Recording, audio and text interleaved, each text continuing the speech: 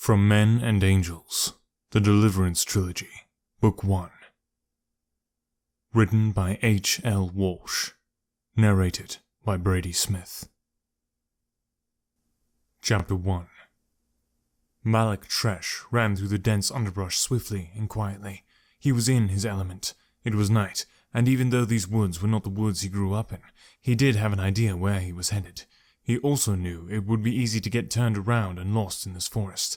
His legs ached from running so fast for so long, and he was pulling in ragged gasps of breath.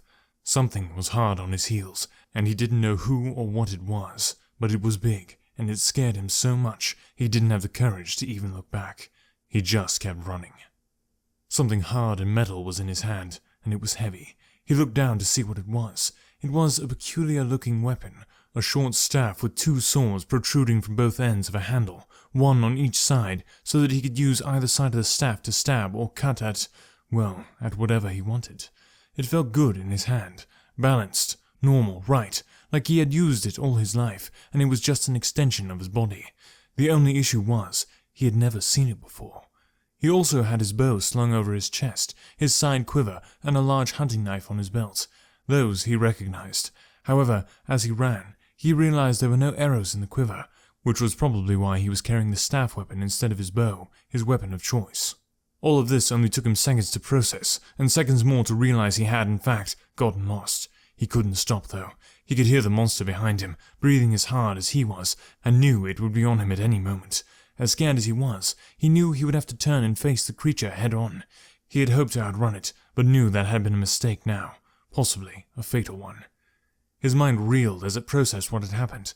The creature had dropped down on his platoon and killed half a dozen of them within the span of a few minutes. Fully trained men whom he knew and trusted. Men who had been trained from childhood lay dead, dying, or running like scared rabbits in all directions, all semblance of discipline lost. Malak was no exception. He had looked back and gotten a glimpse of Daziar standing his ground with his spear and losing his head for it. Malak would never forget the sight of Daziar's head hitting the ground as his body slumped onto its side, the lifeless eyes staring out at nothing. That one pause to look back would probably cost Malak his life. He had been spotted by the creature at that moment. He looked it in the eyes, and it was going to kill him. The creature stood well over 10 feet tall, mostly black, with large bat-like wings. It stood on 2 legs to fight, and had large razor-sharp clawed hands and feet, with spikes sticking out of its elbows and knees. When it spotted Malak, it dropped to all fours and gave a wicked, spike-toothed grin that made Malak's blood run cold. Malak had mentally screamed at his legs to move, and they had finally responded. Now, it was almost on him. He must have run 5 miles by now, and Malak had a sinking feeling that it was playing with him, staying just behind him to keep this sick game of cat and mouse going. But why? Whatever the reason, Malak was done with it. He wouldn't play this game anymore. He mustered his courage and strength and reached up, grabbing a low-hanging branch, and swung up onto it, climbing swiftly and nimbly up a few more feet, and waited for the creature to run by. He planned to get behind this creature, to become the hunter instead of the hunted, and kill this thing once and for all. Malak forced his breathing to slow and become normal while he waited. He couldn't hear the creature breathing or running anymore, and for a second he thought he might have actually lost it. Then it came into view, as silent as the night. Slow, cautious, like it knew something was not right, like it knew that its quarry had changed tactics. It started towards the tree that Malak was hiding in, and he held his breath. He readied his staff weapon and prepared to leap down on top of the giant monster. He prepared for the end. Looking at the creature, he realized that this monster was a demon. The bat-like wings and horns that were visible from the back of the demon's head were unmistakable. Malak knew if the creature turned around, he would be able to see the glowing red eyes staring back at him. His strength almost failed him at the realization.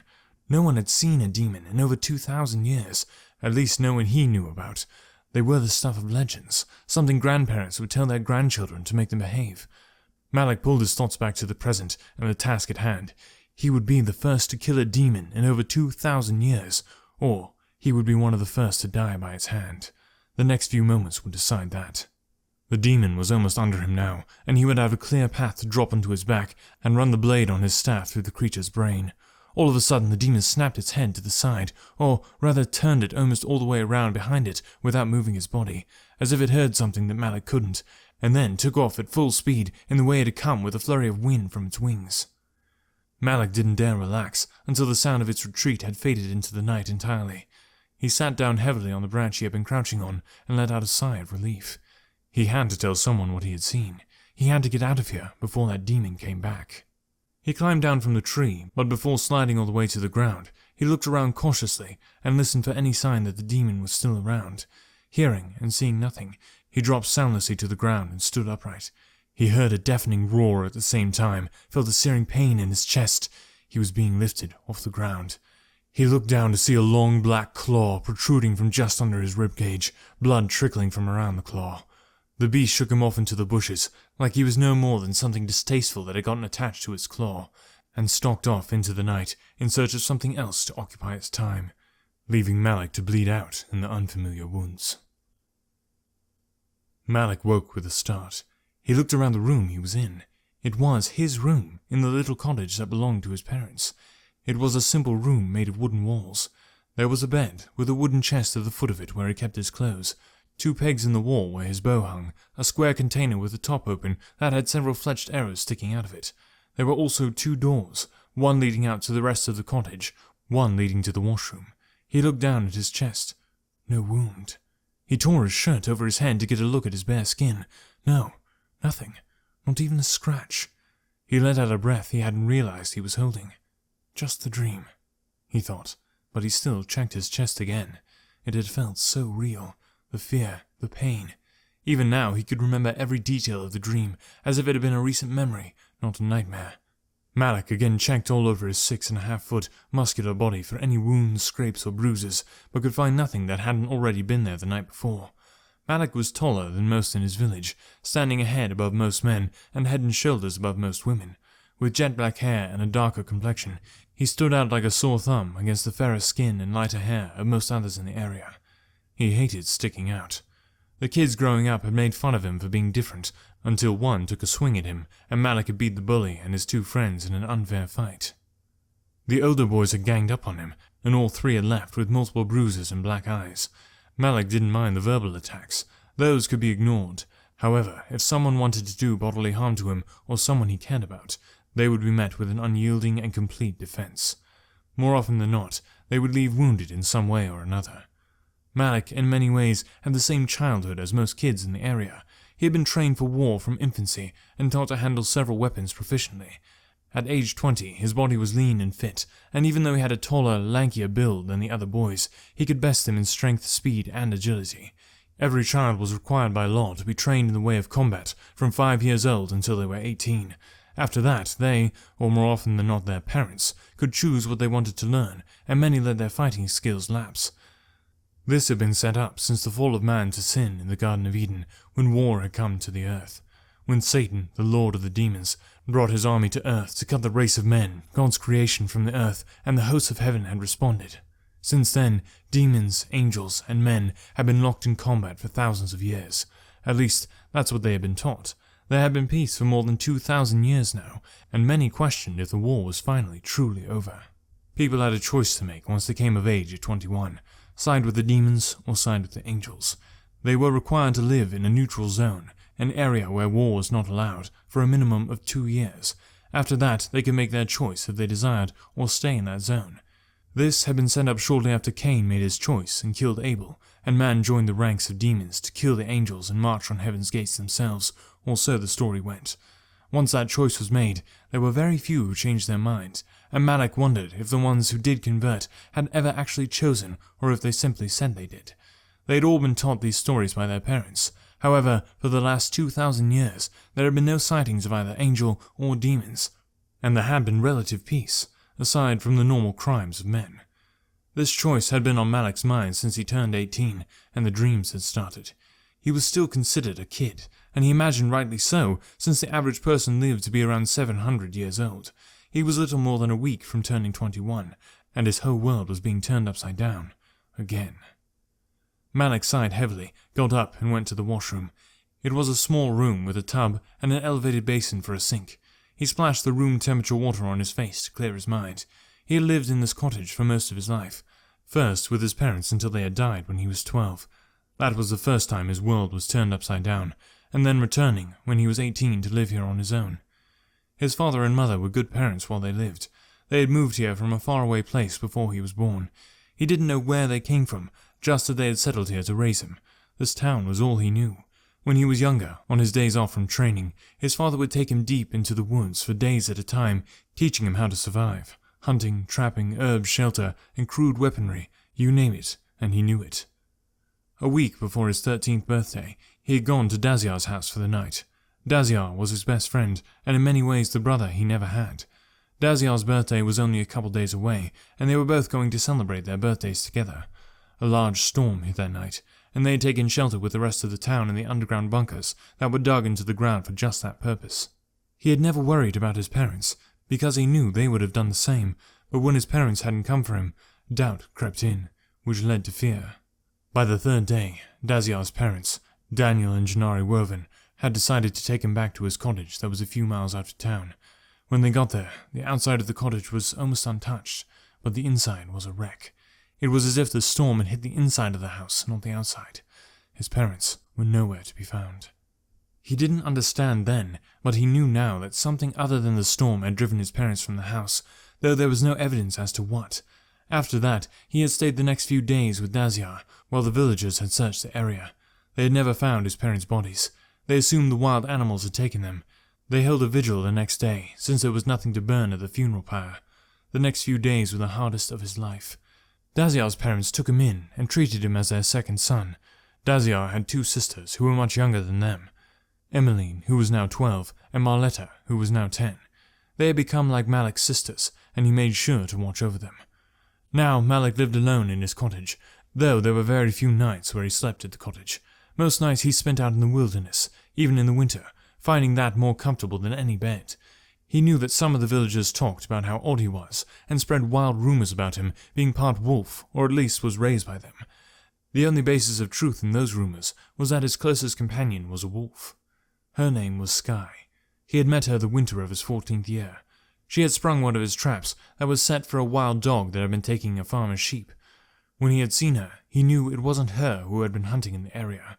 She was a ragged, bloody mess. It was hard to tell that she was even a wolf under all the gore that coated her pelt. Malik pulled her out of the trap and took her back to his cottage. He would go up to the cottage every day and feed her by hand and change her bandages. She very nearly died. When she was awake enough to lift her head and look at him, he would talk with her about hunting and whatever else came to mind. He felt that they bonded over that time, which is why he was a little heartbroken when he found one morning that she had left in the middle of the night. He hadn't seen her for 2 years when he was out one evening at dusk, tracking a doe that had one of his arrows in her. He knew he had made a good shot, but despite that, this doe fought on through the underbrush, seeming to stay just behind him. He had heard a wolf howl to his right, then his left, and a third directly behind him. A hunting pattern. Either Malik or the deer was the prey. He moved then, leaving the trail of the deer, hoping they were hunting the wounded animal for an easy kill. He ran out into a clearing and into the main hunting pack. There were 5 of them, hackles raised, growling and snarling menacingly. He recognized the scars on the face and side of one of them, and he knew it was the wolf he had saved. He had saved her just to be killed and eaten by her, hopefully in that order. He notched an arrow. He wouldn't go down without a fight. He drew and took aim at the scarred wolf, but just before he fired, she leaped onto the wolf closest to her, tearing at its jugular. The other wolves were caught off guard, and Malik let loose his arrow into another's chest as it turned to attack Sky. The arrow dropped it immediately, and Malik notched a second with practiced ease. He never got the chance to fire it, as the other 2 wolves fled, not wanting to end up like their companion. Malik burned the wolves' bodies, as he would have any humans, with reverence and silence, while Sky looked on. Since then, she had stayed with him, but was by no means his wolf. She was her own creature, and would do as she pleased. He tried several names before she chose Sky. She was a large wolf with her head coming up to his waist. The name Sky fit her. She had almost a blue tint to her fur, with silver mixed in. She had 3 long scars where no hair grew. They started small at her snout, and grew wider as they went down her left side at an angle. They finally stopped at her left flank. She looked fierce and rugged, and Malik didn't blame people for being afraid of her. She was, however, quite gentle, and in fact good with children. She would even let the small children ride on her back for a few moments. Malik thought often that they were much alike, and he liked the companionship she brought when she was around. She would also hunt with him, bringing most kills to him, letting him dress the animal before taking her portion. Malik always gave her the choice meat for her kills. After all, she did the work for it and let him take the fur to sell. This was their relationship, mutual trust, respect, and loyalty. Even Daziar got used to having her around when they would spend time together. Malik moved back out of his room, peeled his sweaty leather breeches off, and let his legs dry. He moved out to his pantry to find something to eat. He grabbed an apple and a strip of dried meat and tore into them hungrily. He heard someone call the meat jerky and say it was all the rage in the big cities up north. Malik had been drying his meat for years. It helped it last much longer, and if you seasoned it with salt and some of the edible plants in the area, it tasted rather good. It was one of his best-selling meats, and he could make it out of the lesser cuts that people didn't want as much. It had done wonders for his trade. He guessed the areas that were farther north could use the ice and snow year-round to preserve meat. As far as he knew, no one had settled that far north yet. Brightwood was as far north in the known world that had been settled. There was a sudden and insistent knock on the door that jarred Malik out of his thoughts and back to reality. He realized he was wearing just his underwear, and he had an uninvited visitor, possibly someone who had come to ask for his services. He jumped up from the little table he had sat down at and rushed to his room. "Just a minute," he called as he went. He grabbed the first pair of pants he could find and pulled them on. They were covered in old animal blood. He winced. That wouldn't be a great first impression, and he'd look barbaric. Realistically, though, how many new clients did he get? Too late now, he thought to himself.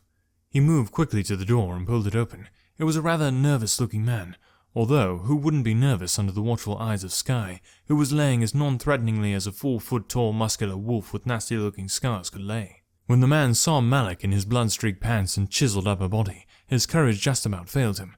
To his credit, he didn't run, just stood up a little straighter. Malik took in the man at a glance. He was a skinny man with fair skin and a soft face. The man was tall, but not as tall as Malik. He wore a tailored suit that was ill-fitted for the hike the man had to take to get here. He was either a rich man or someone who was used to being rich. Malik knew this man was not from the town or the surrounding area. He tried to flash a very disarming smile and broke the silence. "Good morning, friend. How are you this brisk autumn morning?"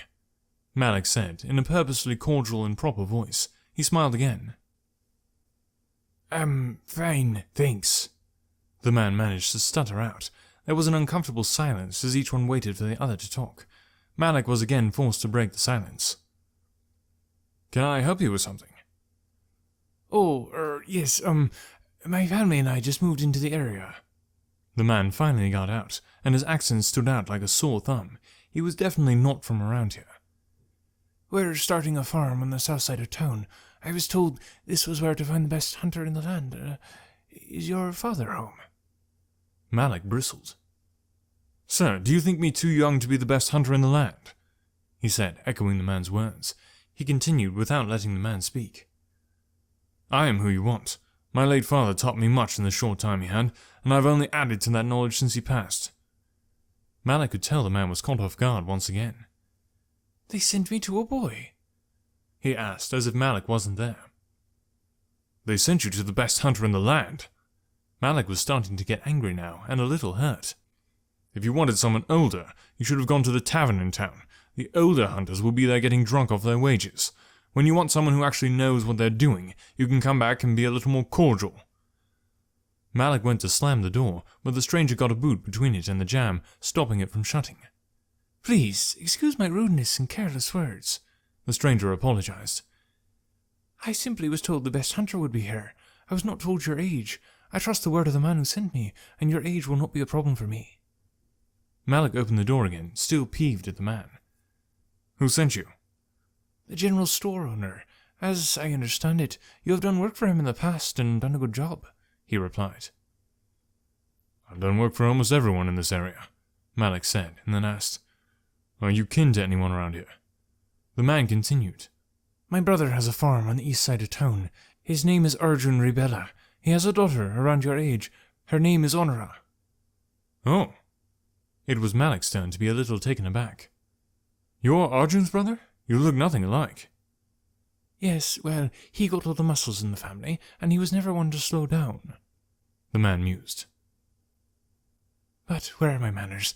My name is Jekram Rebella, and like I said, my wife and I are settling into a farm on the south side of town.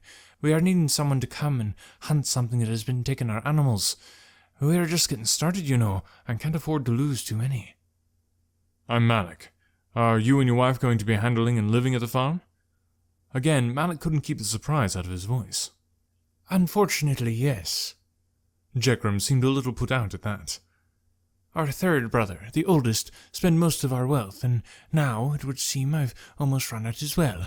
We're having to start this farm so that we can live. Malik looked at the man.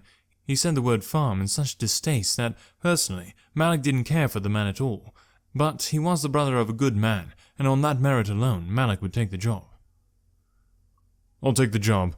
My terms are that I take the fur and meat of any animal caught, unless you pay a fair price for it, and I charge 2 copper coins per animal. Malik knew he could probably ask for more, but that was the price he gave everyone else. If you need a trade instead of paying coin, we can discuss a trade when the job is finished.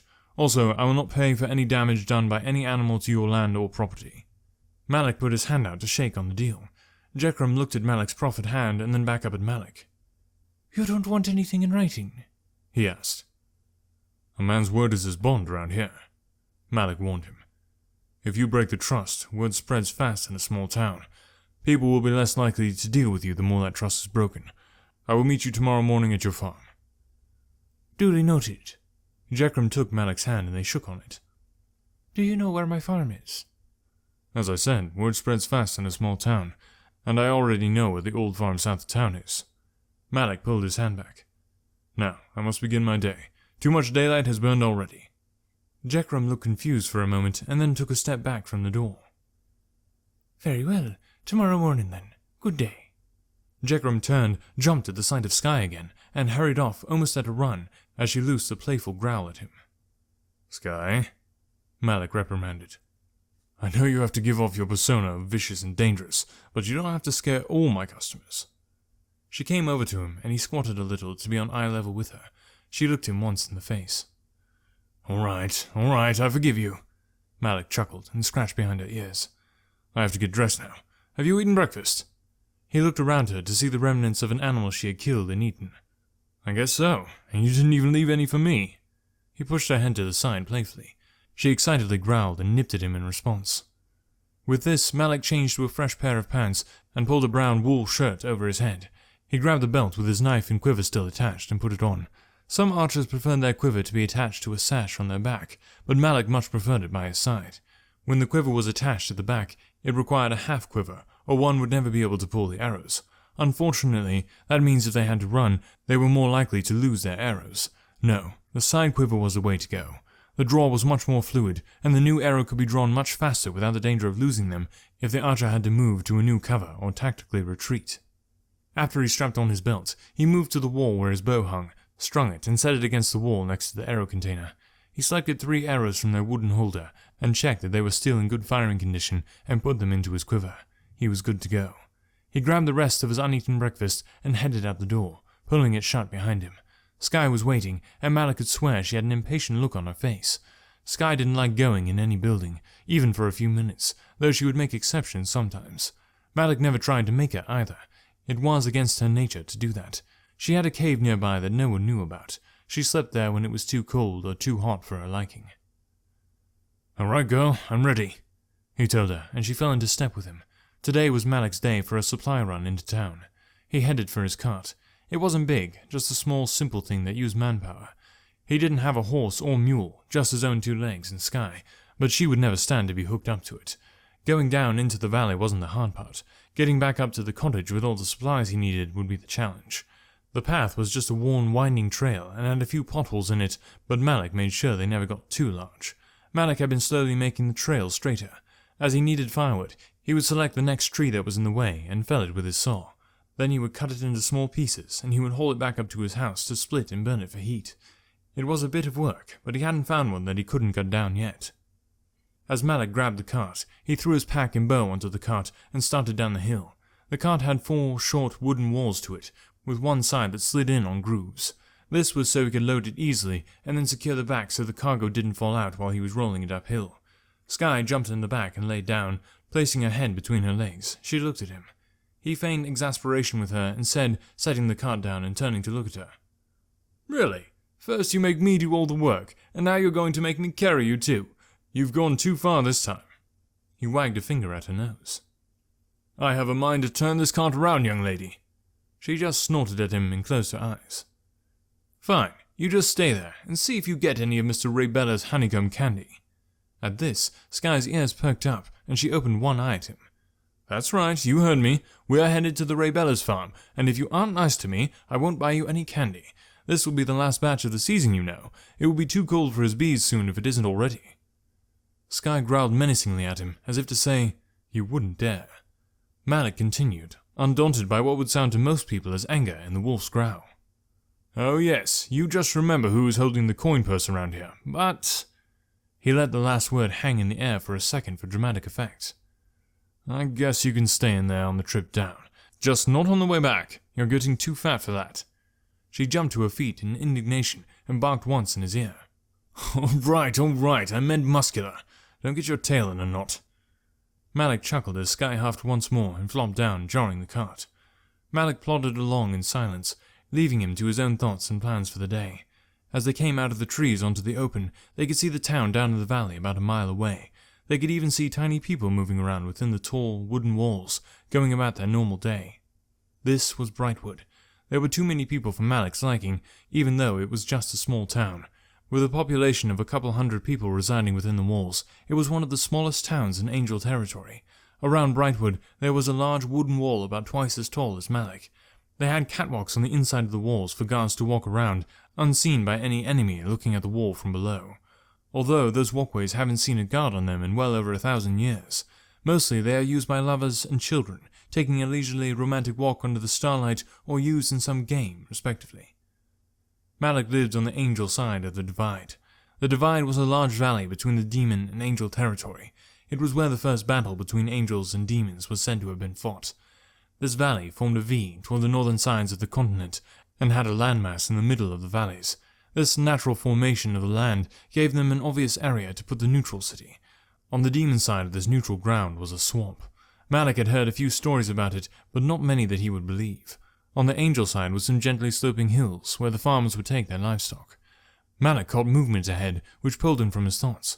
There was something else on the road, something unseen by those in the city. 3 bandits waylaid some poor traveler that had happened along this way unawares. Malik immediately backed into the woods, as to not be spotted, and set down his cart. Sky lifted a hand at the sudden jolting and jostling. Malik put a finger to his lips and pointed along the road. He held up 3 fingers in front of her face and whispered, "Highwaymen." Sky's hackles raised. She was genuinely upset this time. He stopped her from charging in and motioned for her to follow as he grabbed his bow. There were some bushes along the side of the road, and he used them for cover, pushing his quiver around his belt so that it rested on top of his butt as he crawled low on his stomach behind the underbrush. He finally got to where he could hear voices and chanced to peek between 2 of the bushes. There were definitely 3 of them, big, burly men, all armed with a number of weapons, but Malik didn't see an archer among them. He could probably take a decent shot from here, but he wanted to get a little closer in case things went south. He continued crawling to the end of the bushes, and he could just make out the voices. They were raised and angry. Probably whoever had waylaid was not cooperating.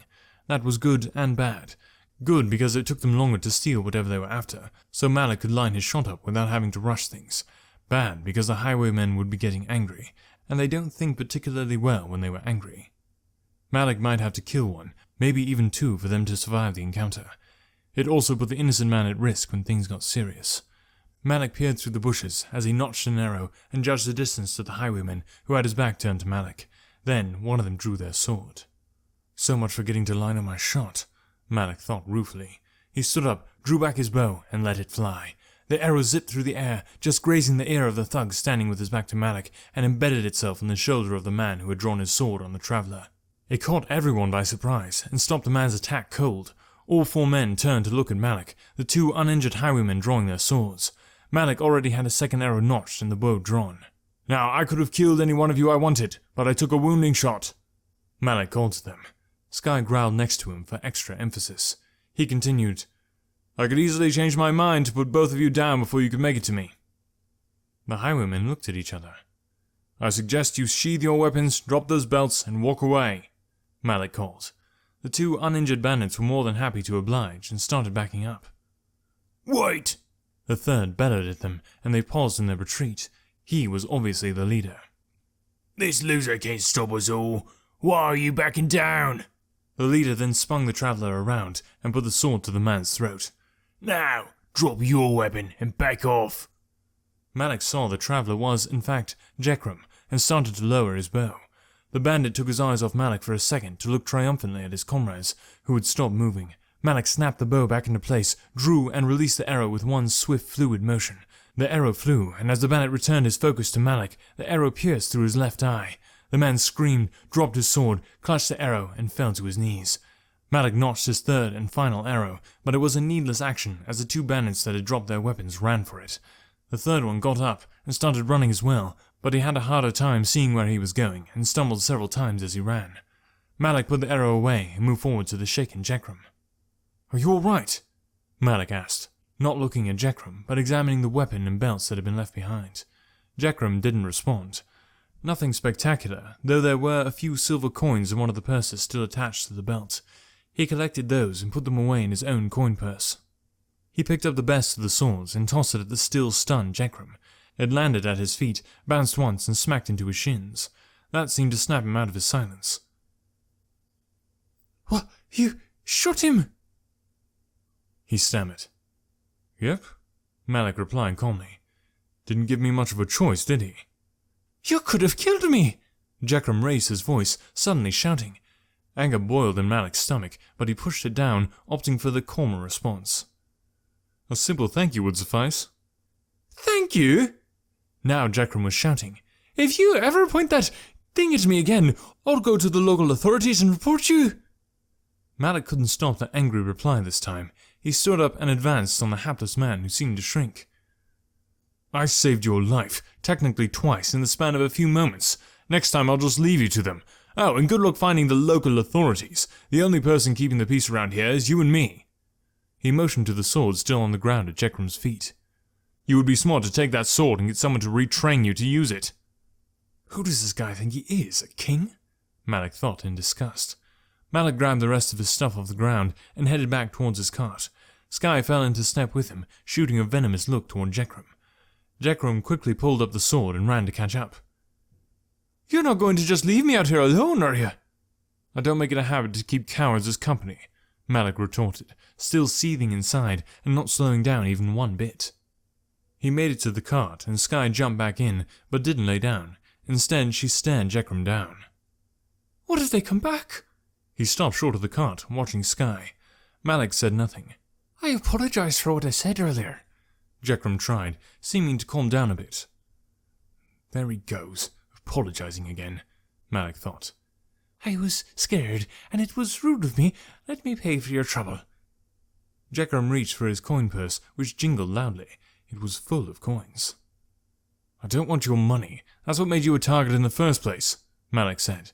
He really didn't want any of Jekrom's money. "Don't you know only to carry a small amount of coin with you?"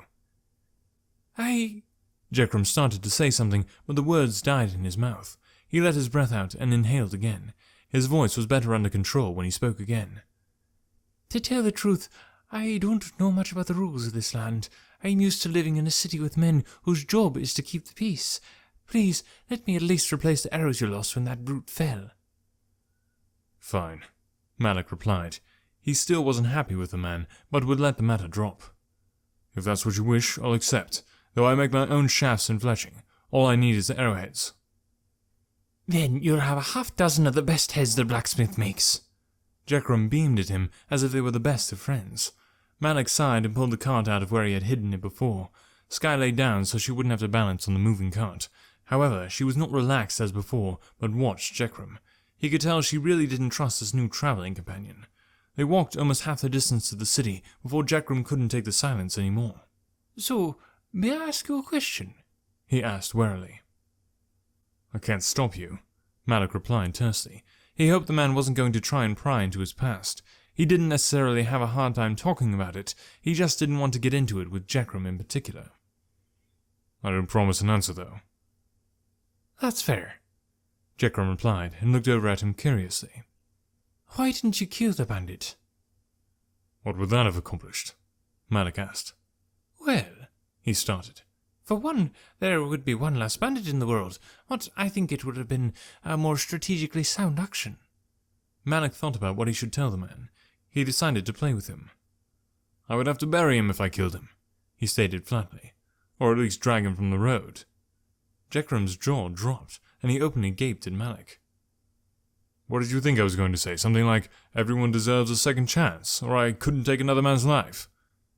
Malik said in a mocking tone. As a matter of fact, yes.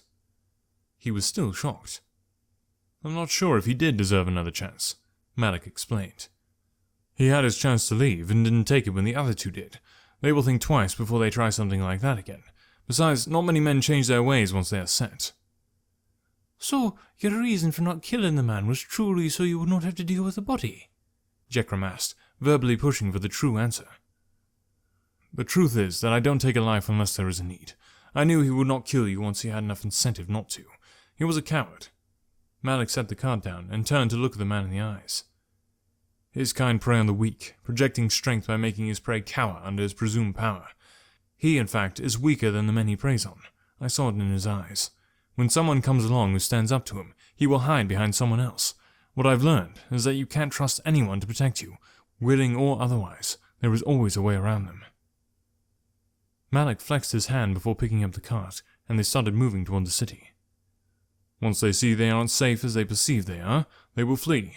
While we are being truthful, though, I missed.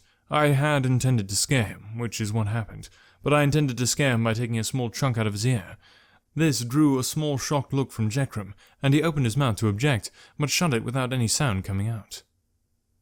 Good, the man is learning to think before he speaks, Malik thought. Luckily for him, I didn't pull my full draw, or we would be burying a body, Malik mused. They walked for a while in silence once again, Jekram obviously mulling over what had been said. When they had gotten to within a stone's throw of the main gate of the town, Jekram spoke again to Malik, this time a bit more curious. How is someone your age so full of wisdom? Malik said nothing to this. He didn't want to explain his past to this man. Malik had great parents who taught him a lot before they passed, including the value of life.